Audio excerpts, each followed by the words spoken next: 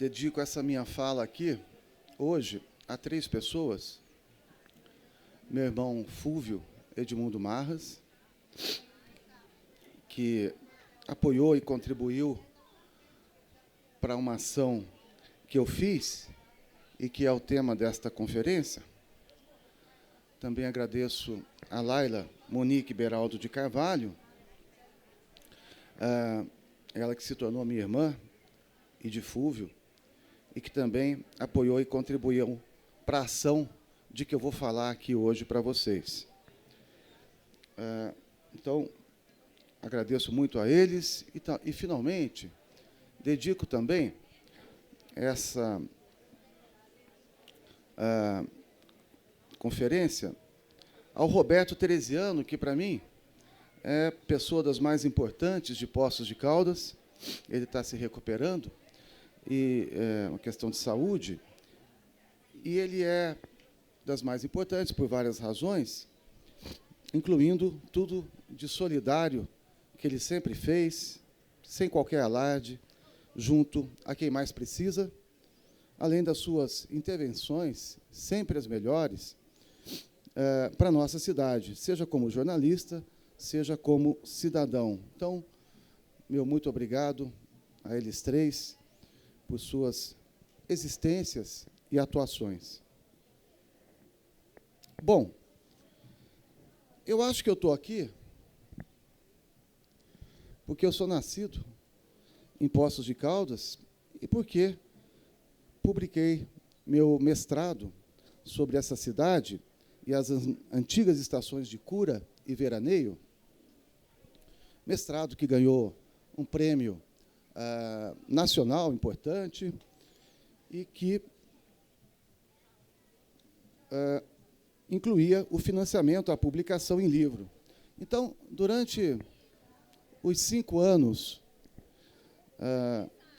da pesquisa de mestrado, que deu origem ao livro, eu, então, pude contar com uma espécie de coorientação e, sobretudo, amizade do professor Antônio Cândido de Mello e Souza, de quem me tornei tão próximo e com quem eu estive inúmeras vezes em longas conversas na sua casa em São Paulo e também em viagens para Poços, tudo isso que eu jamais esquecerei e que foi tão importante para a minha formação intelectual, sensível e ética.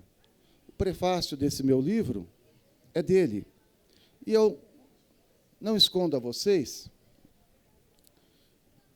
que eu me sinto regozijado, de fato, muito satisfeito por ter feito, já desde os anos 90 do século passado, com que Poços de Caldas tomasse conhecimento de Antônio Cândido.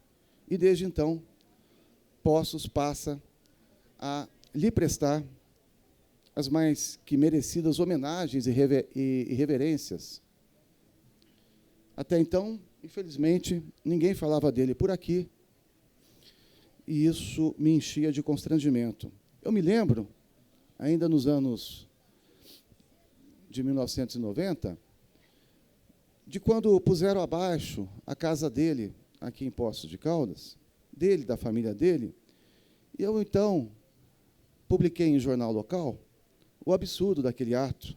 E, bom, nem quem arrasou a casa e nem os demais concidadãos sequer sabiam quem era Antônio Cândido. Mas tudo isso já faz mais de 20 anos, incluindo a publicação desse meu mestrado. E muita coisa aconteceu desde então, como mudanças nas minhas áreas de interesse de pesquisa no doutorado, e, desde 2010, eu já como docente em antropologia na Universidade de São Paulo,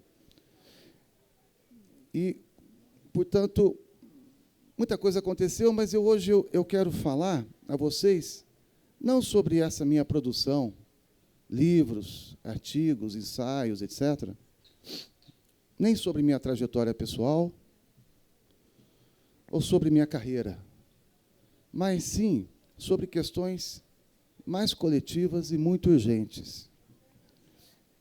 É fala sobre algo que tem a ver diretamente com Poços, sim, mas também com o Brasil, que é a doação que eu fiz em testamento do prédio do cinema que eu recebi em herança, conforme tanto se noticiou pelos principais veículos de imprensa no país. Foi doação para um fundo patrimonial da Universidade de São Paulo, na verdade, um subfundo chamado Diversa, que patrocina bolsas para estudantes em situação vulnerável. Sem essas bolsas, a permanência deles na universidade se vê altamente comprometida. Para falar disso, eu vou me valer de um discurso, aqui com algumas modificações, que eu fiz há não muito tempo, num encontro, um evento promovido pelo Fundo Patrimonial da USP, de que eu sou patrono, um evento para angariar mais recursos para esse fundo, em especial para esse referido subfundo chamado Diversa, de cujo comitê eu faço parte, em atividade voluntária, e que se destina exclusivamente a captar recursos e fornecer bolsas de estudo para quem precisa vitalmente delas para poder continuar estudando nessa tão qualificada Universidade Paulista e que serve ao Brasil inteiro. Foi no ano passado que eu aceitei o convite para compor o Comitê Diversa, que tem essa nobilíssima missão de contribuir para ações afirmativas, ações de reparação e promoção de minoritários sociológicos pelo acesso à educação, cultura, pesquisa, ciência. Eu mesmo, saído daqui de Poços de Caldas nos anos 90, fui super bem acolhido na USP, desde o início, onde fiz minha graduação em Ciências Sociais, e, em seguida, emendei mestrado e doutorado em Antropologia, tudo na USP.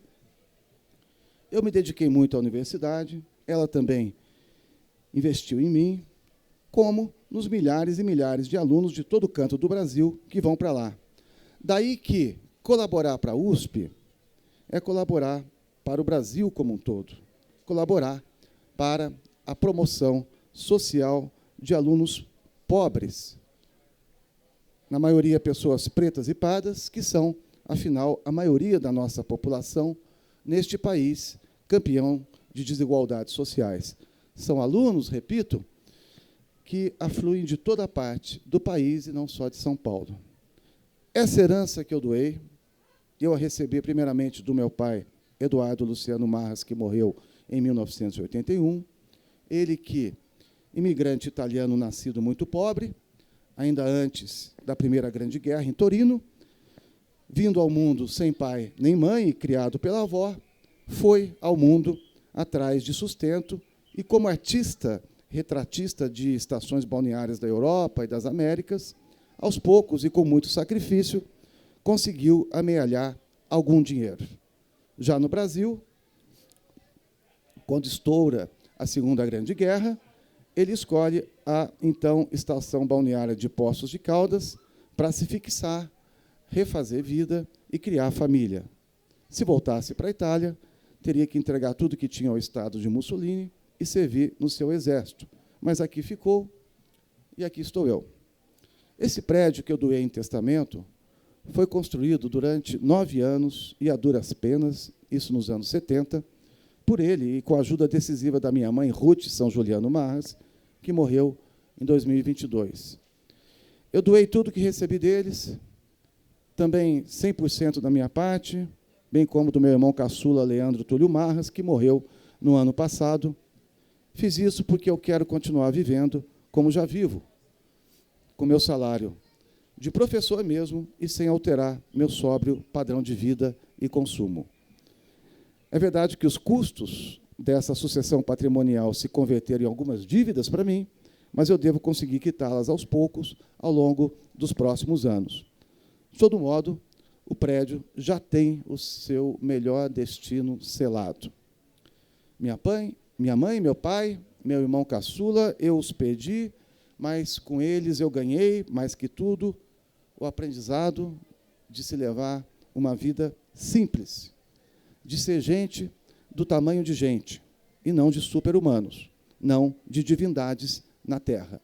E eu penso que essa minha herança formativa, esse gosto por uma vida quieta e que extrai alegria e sentido do que nada raramente é considerado pequeno e sem valor pelo hegemônico da nossa sociedade, eu acho que isso, e que afinal é a grande herança que eu recebi, isso pode ter me preparado para me proteger da alta contrapartida que a concentração de recursos, de riqueza e, afinal, de poder exige dos seus portadores. Hoje, eu tenho um claro entendimento de que essa contrapartida é a exigência de se viver em função desses recursos, em função do dinheiro, respondendo aos seus clamores por mais acumulação, por proteção de patrimônio, além do risco à espreita de a nossa identidade e o nosso pertencimento se tornarem reféns das posses. Isso de sermos, digamos, possuídos pelas posses. Mas foi perturbador para a imprensa, em retorno para mim, desde que eu fiz o anúncio da doação publicamente, era como se fosse algo muito contraintuitivo esse gesto de doar tudo que recebi e tenho, e essa renúncia em me projetar vivendo como um milionário. Eu logo tive que recusar novas entrevistas, que, sem exceção, todos os grandes veículos nacionais passaram a me solicitar diariamente e com muita insistência. Então, tive que recusar para Globo News, Folha de São Paulo, Record, Band News, CBN, CNN, etc. Era como se me abordassem como o mais exótico dos seres, inclusive porque eu segui negando essas novas exposições minhas na imprensa, para além das entrevistas que eu já tinha concedido para matérias no Estado de São Paulo, o Globo, o Correio Brasiliense, Revista Exame.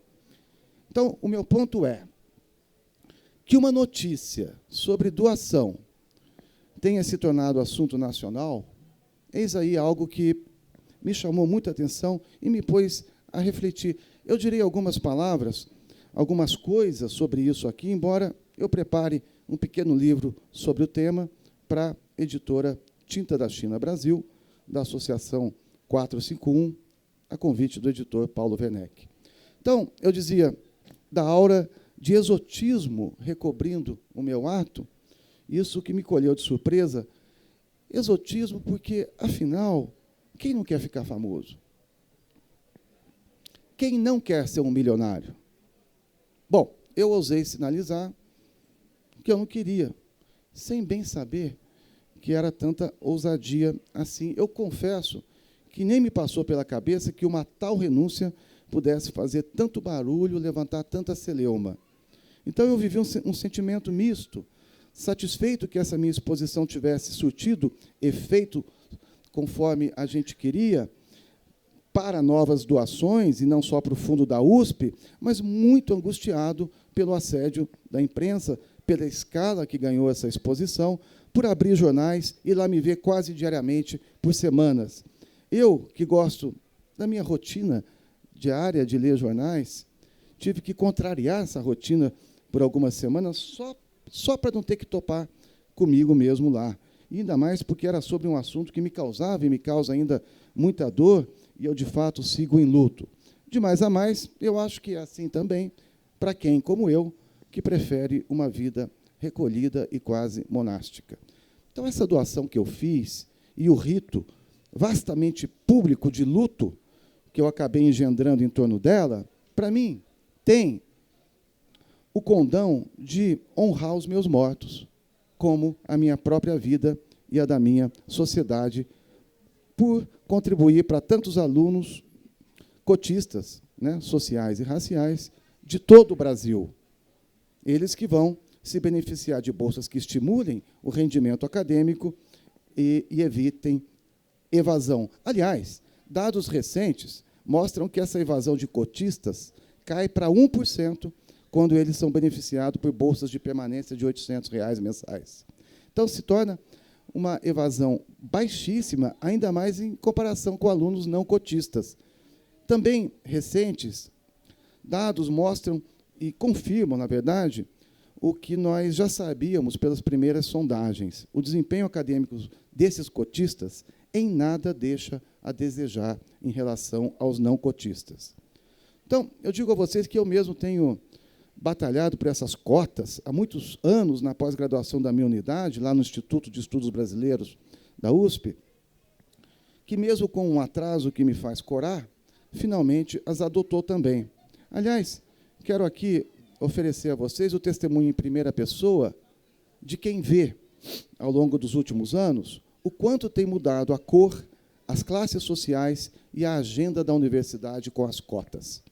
E isso em benefício de todos, inclusive dos não cotistas e da própria USP. Né? Nós estamos falando de algo que só distribui benefícios, sem nenhuma contraindicação. É só realização, para falar com os gregos antigos, do bom, do belo, do justo e do virtuoso. Mas eu agora passo a concentrar minha fala aqui, de modo sintético, nas motivações sociais, institucionais e pessoais dessa minha doação. Claro, as sociais têm a ver com a promoção desses grupos vulneráveis às ciências, à cultura, ao conhecimento acadêmico de alta qualidade, tudo isso hoje sob ataque da extrema-direita. E com especial gravidade num país como o Brasil, herdeiro de quase 400 anos de escravização negra. Então, eu acho sempre importante apontar que essa terrível herança participa da estruturação de longa duração da nossa sociedade nos seus mais diversos âmbitos. É o que está na raiz da nossa brutal e cruel desigualdade social, e eu entendo que é também o que está na raiz do reacionarismo político e moral que, jus ao termo, reage aos progressos sociais das últimas décadas. Por insuficientes e ainda tímidos que sejam, esses progressos sociais, no entanto, levaram para o consumo, para os aeroportos, para os serviços, para a universidade pública, frações importantes de grupos pobres, tantos e tantos deles que antes nem cogitavam ter acesso a tudo isso. Ou seja, esse reacionarismo no Brasil, hoje, não deixa de reverberar, e da pior maneira possível, os efeitos duradouros, materiais e mentais, infra e supraestruturais do escravismo entre nós. Quanto à motivação institucional, claro que essa se liga diretamente aos beneficiários do Fundo Diversa, da USP e de outros semelhantes, porque viabiliza o tempo de estudo desses jovens na universidade pública. Ao mesmo tempo, promove o acesso ao conhecimento de bases científicas e cumpre o direito constitucional à educação e à cultura.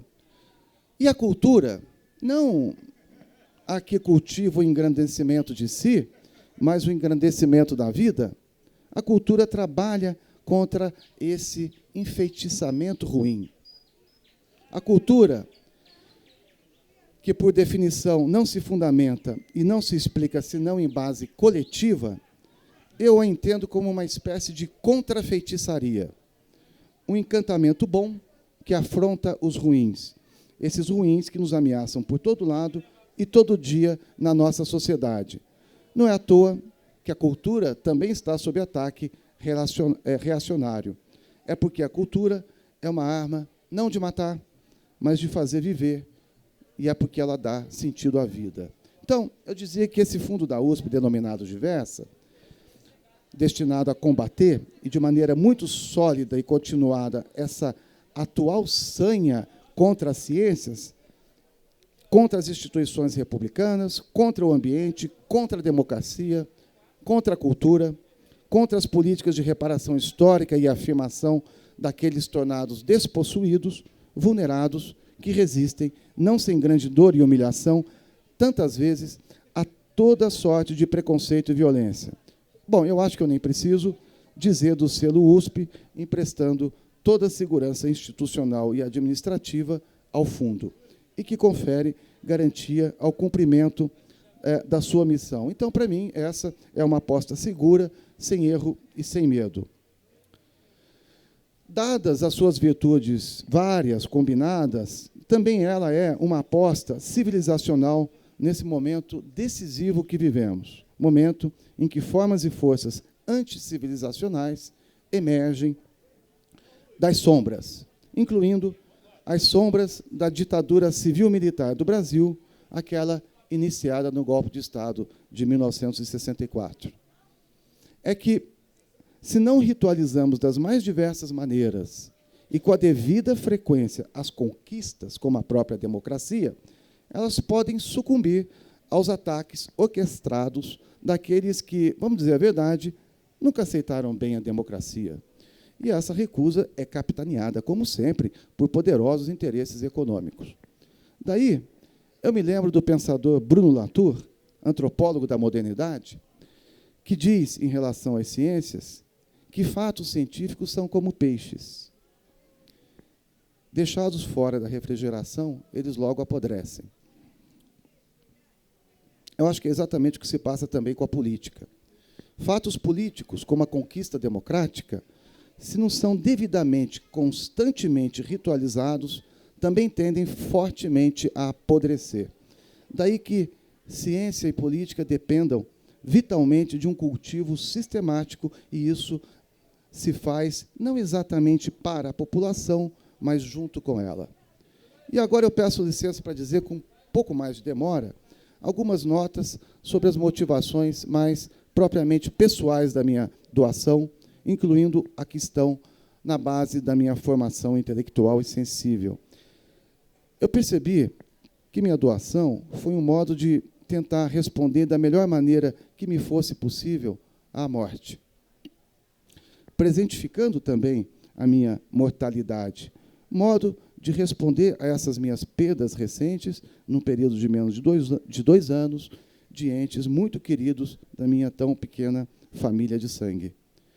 Encarar a morte e me atualizar como mortal tem sido, claro, um exercício muito exigente, muito pungente também, mas, ao contrário do que se pode imediatamente supor, isso tem sido também um verdadeiro impulso de vida.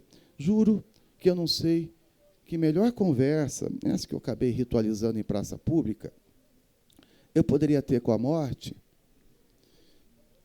e que é, no mesmo ato, a melhor conversa com a vida.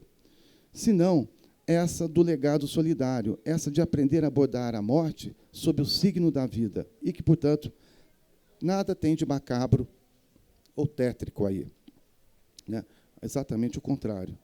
Eu tenho que insistir nisso e dizer a vocês que o meu testemunho aqui em primeira pessoa é de alguém que, mais que nunca, passou a iluminar a vida a partir da morte, a partir da finitude, pelo menos essa material que a gente conhece aqui, e nada disso, repito, resvala para o sombrio, mas bem o contrário. Eu percebi que a vida pode reflorescer e resplandecer bem diferente e melhor, tanto individual quanto coletivamente, quando não mais se afirma em oposição à morte, mas sim em composição com ela. E fazer essa composição não tem nada de evidente, porque a nossa cultura não nos prepara para isso. Ao contrário, a nossa cultura se afirma contra a morte. Então, eu acho que essa foi uma lição que eu pude, digamos, arrancar desta grande senhora, a morte, com quem eu nunca mais quero deixar de dialogar. E acho também que eu fui entendendo que romper ou não estabelecer esse diálogo, não encarar esta excelsa senhora, é o que, em grande parte, parece orientar o majoritário dos nossos valores, das nossas disposições, isso de evitar até mesmo pensar a morte, como se, por si, ela já atraísse algo ruim. Ou como também esse desespero silencioso de postergar a nossa relação com ela, afastá-la tanto quanto possível. Então, eu passei a entender, vou dizer em outras palavras, que parte importante da nossa cultura pretende que uma concentração de riqueza e poder vá ensejar essa evitação da morte, como se fosse possível adiar para sempre o inadiável. Eu entendi mesmo que a concentração de poder e dinheiro, como num pacto fáustico, dá essa ilusão de perenidade. Não vejo de outra maneira um Trump, um Musk, um Silvio Santos, né? Só para citar algumas ditas celebridades. Não faltam exemplos para corroborar essa triste impressão, e eu já volto a isso. Só ainda reforçar o principal do que eu queria dizer aqui hoje para vocês. Eu penso ter conseguido me colocar assim à altura da mortalidade, porque eu recebi a melhor herança que os meus mortos podiam deixar para mim, e que não foi o imóvel milionário, mas sim o cultivo de se viver com modéstia e comedimento. O contrário disso são as figurações grandiloquentes que nada raramente costumam espalhar coisas infernais e diabólicas sociedade afora. Aliás, só poucos anos que eu passei a compreender melhor o que dizia uma antropóloga, que foi minha professora de antropologia na USP, minha verdadeira mestra, a também já falecida Maria Lúcia Montes, que foi sua amiga, não é, Mary? E ela dizia: poder é coisa do diabo. Eu não entendia bem o alcance disso. Eu achava até meio extravagante, excêntrico, né, que não combinava com tudo mais que ela dizia e fazia. Ela sempre muito inteligente, perspicaz, mas eu acho que hoje eu entendo muito bem o perigo do poder, seu feitiço, o seu encantamento ruim, porque é degradante, inclusive para o próprio portador do poder, a começar. Venha ele de onde vier. Então, de novo, eu não penso no Elon Musk e de outra maneira. E esse ponto me leva ao último, que é sobre esses enormes perigos da feitiçaria ruim, da riqueza e do poder concentrados. Eu sinto que, a essa altura, eu já vivi e morri o bastante para saber com clara convicção que quem só sabe querer ter ou manter muito dinheiro corre o altíssimo risco, sem que perceba, de ser tido pelo dinheiro e pelo poder. Acha que está no comando, mas, desavisado e, afinal, desprotegido, já está sendo comandado. E a vida, aí, só se diminui, se apequena, se amesquinha, sem que a gente perceba isso. Ora, não perceber isso, ser, então, tomado por esse torpor da sensibilidade, por essa cognição e sensibilidade prejudicadas, essa cegueira, tudo isso, me permitam repetir, tudo isso é tema de feitiçaria. Sim, feitiçaria entre nós. E bem no centro da nossa cultura e da nossa moralidade. Eu falo desse encantamento perverso da riqueza e do poder concentrados, e que costumam andar de braços dados. Falo desse encantamento que brutaliza e gera entorpecimento e que impede que se perceba as ligações vitais entre indivíduo e sociedade, organismo e ambiente, família e comunidade, nós em continuidade com os outros, o próprio senso de uma identidade e um pertencimento para além do indivíduo, da sua família, dos seus iguais, dos seus pertences. Então, é muito estranho, para dizer pouco, e vou dizer de um modo a um só tempo metafórico e literal, muito estranho cuidarmos do nosso ar-condicionado dentro dos nossos recintos, enquanto lá fora o ar vai ficando mais e mais irrespirável, como se fosse algo que não nos atingisse. Quantos grupos indígenas, por exemplo, já não notaram essa estranheza em nós desde sempre? Davi Copenau Yanomami, por exemplo, no livro A Queda do Céu, escrito com o antropólogo francês Bruce Herbert, insiste sobre isso numa antropologia que ele, Davi Copenau, faz sobre nós. Nós, diz ele, o povo da mercadoria, essa é a expressão dele, né? O povo tomado, ele diz, pelo, aspas, feitiço da mercadoria. A essa lição do seu xamanismo se juntam, uníssonas, outras lições parentes. Os escritos da filósofa da ciência Isabelle Stengers, que eu tanto gosto e acompanho, reforçam e me instruem a sentir e pensar esse problema como um problema antes, digamos, espiritual do que material, né? Para ela, o capitalismo é um problema antes espiritual do que material. Eu diria, antes metafísico do que físico. E é assim, no seu livro, em coautoria com Philippe Pinard, justamente denominado A Feitiçaria do Capitalismo, Práticas de Desencantamento, ainda sem tradução para o português. Eles aí identificam feitiçaria exatamente quando já nos tornamos incapazes de pensar qualquer alternativa, né?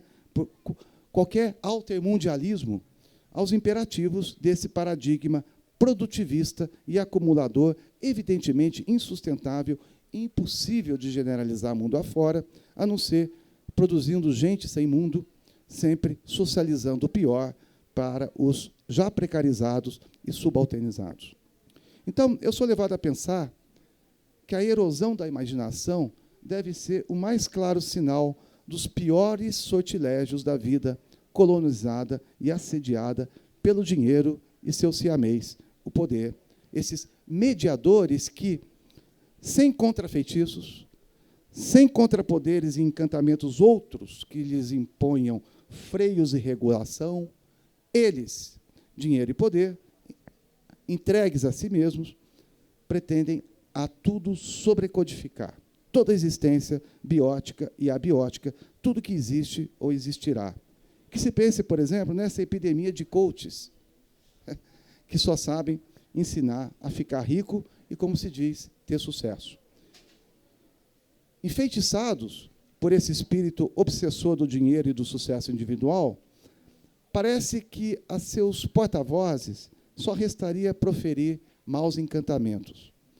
Assim, enfeitiçados, porque se pensam protegidos quando, na verdade, se encontram miseravelmente desprotegidos, só sabem, então, a eles só resta soletrar aos demais esse seu feitiço. Como presas do sistema feiticeiro, só sabem tentar atrair quem quer que seja para a armadilha em que figuras como essas nem sabem que aí estão enredadas. Ora, então, estou sugerindo que a feitiçaria se instala precisamente ali onde só se sabe fazer o pior com riqueza e poder, e não nos deixar fazer exatamente o contrário. Resistir a isso, o que não é nada trivial, e, afinal, nos concerne cotidianamente a todos, sem exceção, resistir a isso é abrir-se para o encantamento da solidariedade, encantamento do socorro a quem tanto precisa, isso que gera uma satisfação imensa e uma tal leveza de alma, posso garantir a vocês, que só mesmo quem faz pode experienciar a grandeza e a alegria dessa troca. Lembro ainda uma formulação dessa feitiçaria, tão danosa, já bem conhecida e provocativamente paradoxal, nessa frase do filósofo, crítico cultural Mark Fisher, no seu livro de 2009, chamado Realismo Capitalista, Não Há Alternativa, que teve tradução para o português em 2020, com um título ligeiramente modificado. Essa frase dele, depois muito repetida e até incrementada, é a seguinte: é mais fácil imaginar o fim do mundo do que o fim do capitalismo. É isso que eu chamo de erosão da imaginação. É como se fosse impossível criar alternativas ao nosso modelo, sistema, nossa organização social. Então, eu penso que um efeito talvez o mais terrível do enfeitiçamento do dinheiro, ele como mediador das relações de tudo e todos, é o de ele nos roubar o tempo de vida. Esse nosso mais precioso bem. Para que ele, o dinheiro, o capital, sempre ávido e voraz, se acumule e, em troca, nos ofereça pertences e pertencimentos sociais, como se, de novo, não houvesse alternativa de viver com menos e viver outros pertencimentos sociais e no mundo. Quando eu penso nisso, Mari, eu logo me lembro do documentário do cineasta sérvio Emir Kusturica sobre o Pepe, o José Mujica, agricultor e ex-presidente do Uruguai, em que ele pergunta ao Pepe, o Mujica, o que ele faria se ele tivesse 80 bilhões de dólares, como um empresário mexicano de que eles falavam. Aí o Pepe responde assim: eu viveria como ele, o empresário mexicano, desesperado para descobrir quem estava me roubando. Essa deve ser a principal preocupação dele, fecha aspas. O cineasta ri, insiste na pergunta, então o Pepe diz que não chegaria a acumular uma tal quantia, porque já teria distribuído muito antes disso. Quer dizer, eu reconheço também esse entendimento de que o preço de ter tanto dinheiro é ser tido por ele e sem que a gente se aperceba disso. É o preço de nosso tempo se esvair nisso, sem se dar conta da vida que poderia ter sido e não foi. Francamente, eu não sei qual outro encantamento ruim que seja pior do que esse que, ao contrário do que parece e promete, nos subtrai tempo de vida por uma espécie, repito, de pacto fáustico. Bom, esse exemplo me leva ao último aqui, mais próximo de nós, que é o de Silvio Santos, que morreu enfeitiçado e, portanto, inteiramente desprotegido, com 6,4 bilhões de reais. Esse é um valor superior ao que antes se sabia, mas só há pouco tempo revelado, porque havia contas no exterior.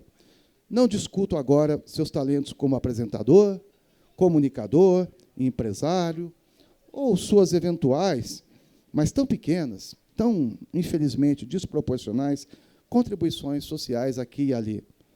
Não discuto nem mesmo suas desvirtudes na propaganda e apoio à ditadura civil-militar no Brasil dos anos 70, antes, 60, 70, e entrando nos 80, ou o gosto dele, mais que duvidoso, de fazer um programa de televisão nesse país que é o sexto mais desigual do mundo, atirando aviõezinhos de dinheiro para uma plateia que se engalfinhava para apanhar os trocados. Eu deixo tudo isso de lado para lembrar rapidamente aqui o diálogo dele, há poucos anos, ainda disponível nas redes sociais, com o fundador e então diretor do Teatro Oficina, Zé Celso Martinez Correia, sobre o terreno contíguo ao teatro, que depois acabou sendo vendido, não doado, pela família à Prefeitura de São Paulo. Meu querido amigo Renato Stuttman, também antropólogo lá na USP, me rememorou esse episódio. O Zé Celso pedia a doação do terreno, ali do lado da oficina, para fazer um parque, tendas culturais, e, diante das reiteradas negativas de Silvio Santos, ele, então, Zé Celso, lançou o argumento de que velhos, ele e Silvio, não demorariam a morrer, e, por isso, ainda tinham a chance de fazer algo muito bom para a sociedade, para o ambiente. Mas aí o Silvio Santos, de imediato, rebateu. Eu não quero morrer, eu não vou morrer. Fecha aspas. Ora, eis aí um claro e terrível efeito do encantamento ruim do dinheiro. Não o bom, que teria a ver com desafiar o ânimo acumulador, irrefreável e competitivo do capital. O ruim é, como no caso, esse do efeito de ilusão da imortalidade. Ou, pelo menos, esse dar de ombros para a morte conversa a pior possível com ela. Cegueira para a mortalidade, feitiço.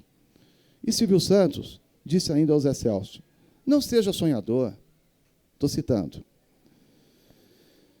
Ninguém vai te dar isso de graça. Eu sou um cara rico, mas não sou de jogar dinheiro fora, fecha aspas.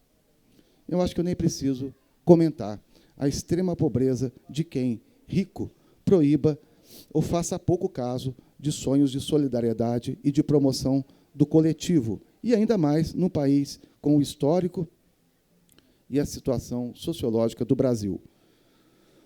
Ou que ache que doar para o coletivo é jogar dinheiro fora. Aqui cabe bem o que diz, de novo, Davi Copenaua Yanomami, no referido livro, sobre os brancos, que, diz ele, eu cito, os brancos dormem muito, mas só sonham com eles mesmos. Silvio Santos morreu no dia de aniversário do Teatro Oficina. Morreu bilionário, mas, eu diria, morreu em estado de indigência espiritual. Espiritual no sentido laico ou secular, mas também pode ser no sentido religioso, como se queira. Bom, já me encaminho para o final dessa fala, e agora vou só dizer com máxima clareza uma última coisa. É que a grande vantagem que eu vejo em tratar o problema em termos de feitiços, contrafeitiços, encantamentos bons e ruins, é que esse tratamento impede o ímpeto imediato de atacar pessoas, de Silvio Santos a coaches, Musks, Trumps e outros que tais, mas sim atacar aquilo que lhes dá autoridade, que são os espíritos ruins, sempre à nossa espreita o tempo todo, como o da pura competição e concorrência, o da pura meritocracia numa sociedade estruturada na desigualdade de partida das pessoas, o do individualismo exacerbado ou da magnificação da pessoa em razão da sua concentração de bens e riqueza.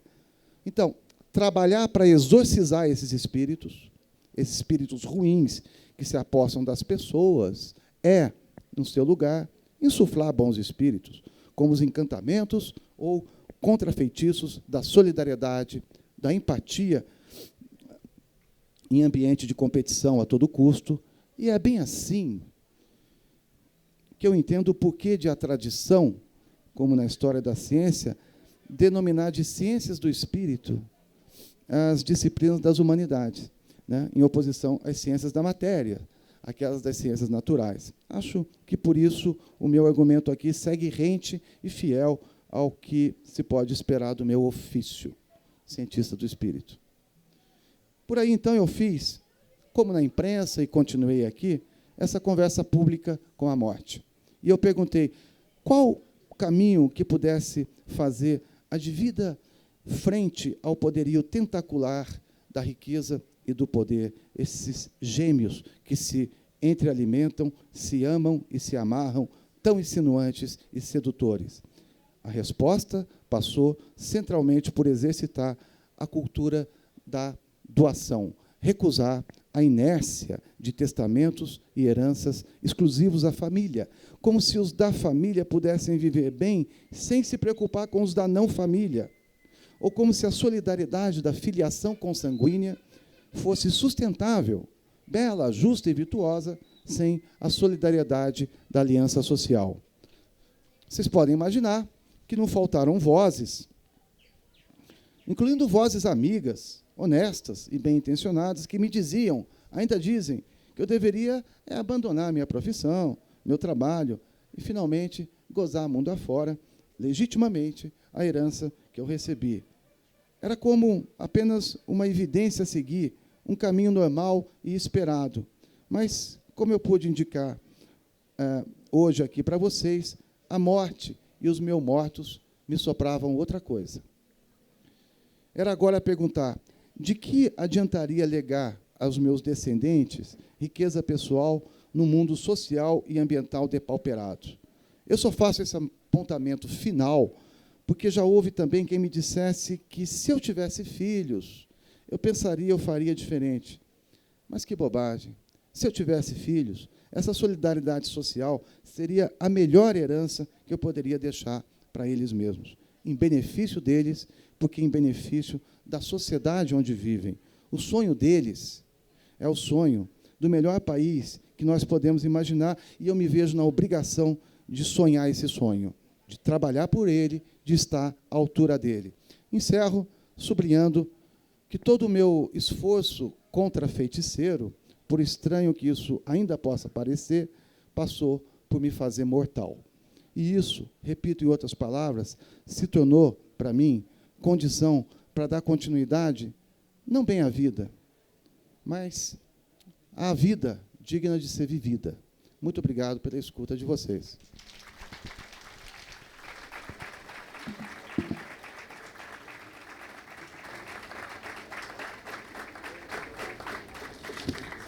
Se alguém quiser fazer alguma pergunta, é só levantar. Oi.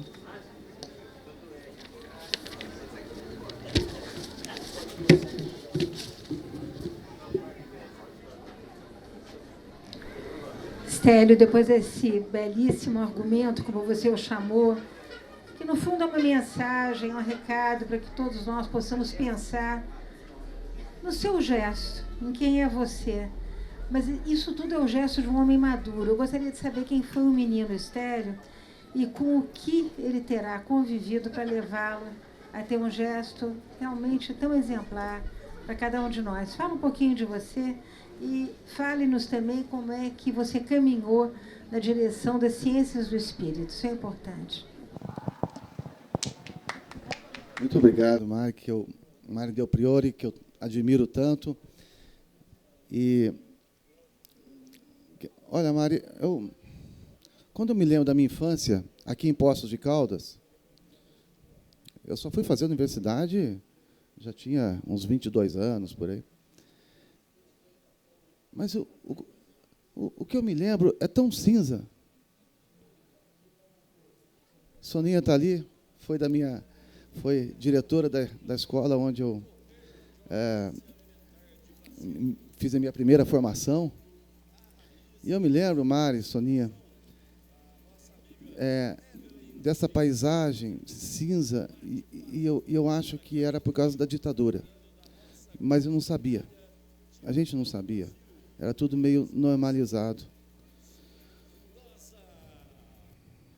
O que me levou a esse ato, Mari, eu acho que tem justamente a ver com a formação que a minha mãe e meu pai me deram, que é essa de uma vida simples. Uma vida que gosta de se alegrar com pequenas coisas.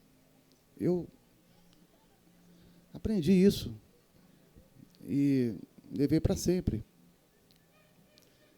Sobre o que me levou às ciências sociais, eu ainda fazendo cursinho para vestibular aqui em Poços,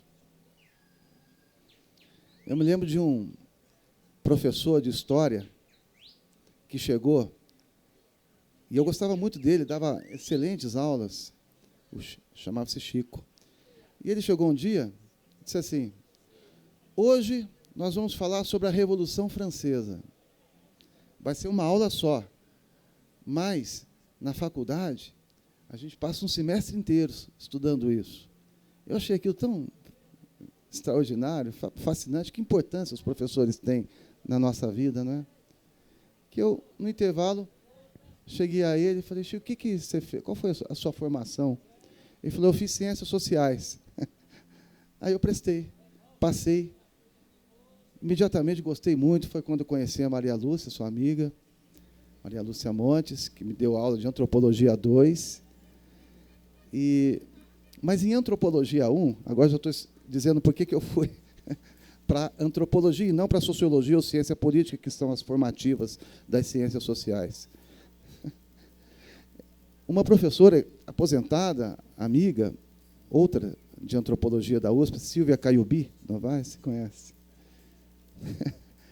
Ela se agachou assim na frente, na sala de aula, e disse como é que era um parto bororo. Eu achei aquilo de uma liberdade tão incrível, e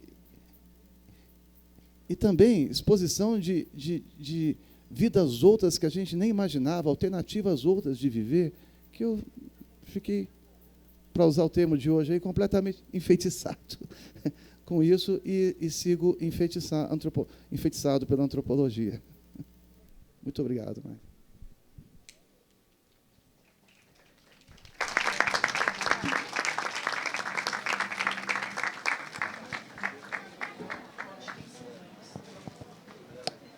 Muito obrigado. Mais uma pergunta.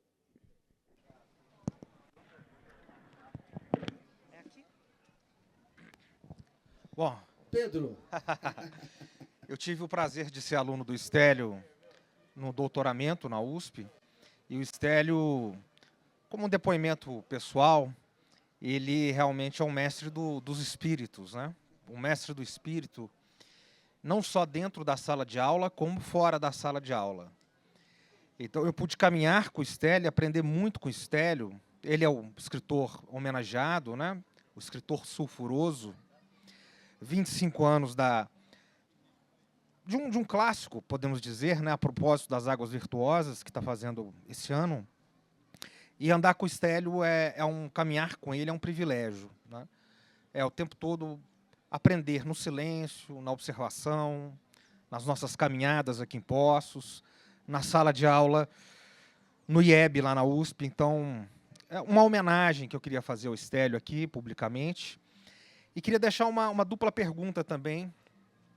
Uma com relação ao poder, que tem a ver com o seu primeiro livro, Stélio, que me impactou muito, né? Eu não sou de Poços, mas moro aqui já há mais de uma década. E o teu livro foi uma descoberta para eu ver a força dessa cidade e me apaixonar ainda mais por Poços, além daquilo que a gente do encantamento que a gente já tem naturalmente, organicamente. Mas o teu livro ele vai revelando, né, a força das águas sulfurosas, né, o escritor sulfuroso. Então, como que o poder das águas ele influencia, ele te influenciou, ele trabalha na questão da quebra dos encantamentos, dos feitiços do capital, do fetiche, o poder das águas nesse sentido. E uma palavrinha sobre o escritor homenageado desse ano, que você conviveu também, né?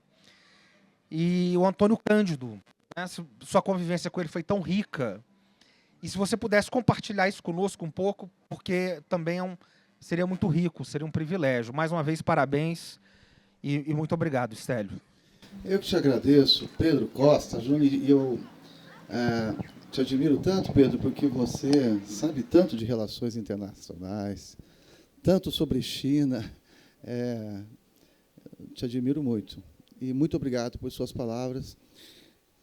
Eu acho que, como recurso, chamado recurso, né, as águas, obviamente, estão desde sempre, ou pelo menos desde sua inserção em mercado, sendo disputadas, sendo capitalizadas. Então, não sei, o poder delas tem a ver com o que, eu imagino, a gente possa fazer com elas e contra apropriações. Nós estamos vivendo isso no Brasil inteiro. Quando eu penso, Pedro, na quantidade de água, vou sair de Poços, que o grande agronegócio utiliza no Brasil para a produção de commodities, me dá uma melancolia enorme, né? Quer dizer, isso aí não está bem.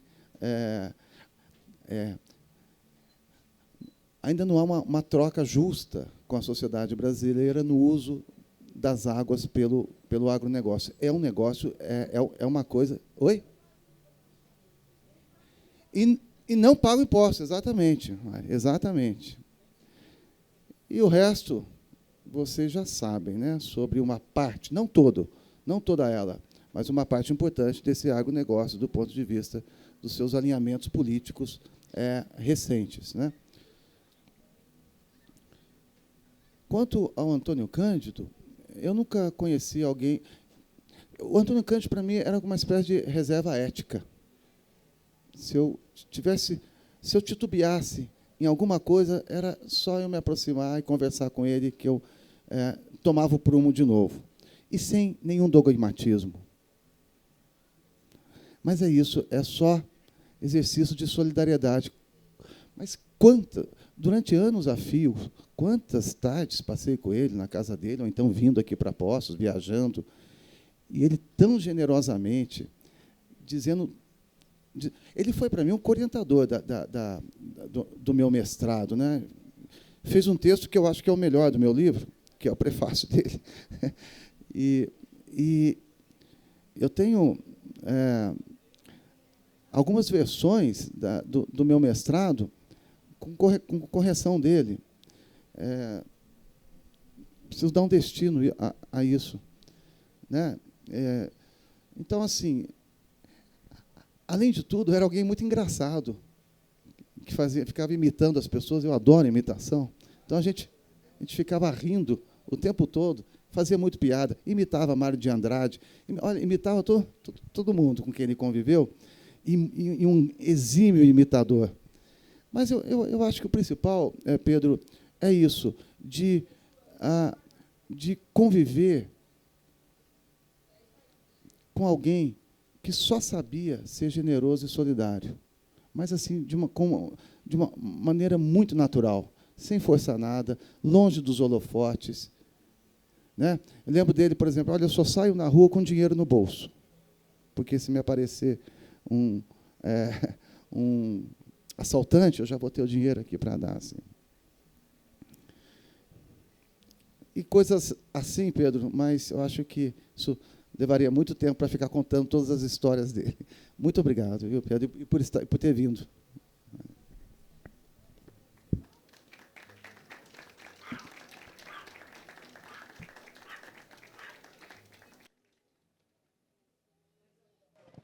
Mais alguma pergunta? Deixa eu só...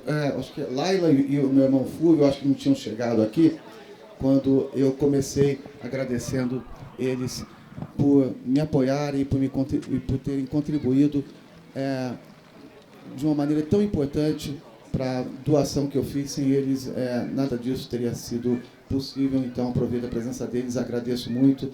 Mando um grande abraço para o meu amigo André, para o meu amigo Cláudio. Muito obrigado a vocês todos.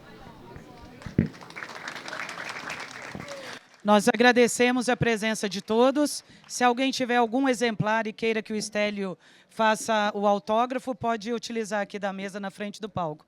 Obrigada a todos.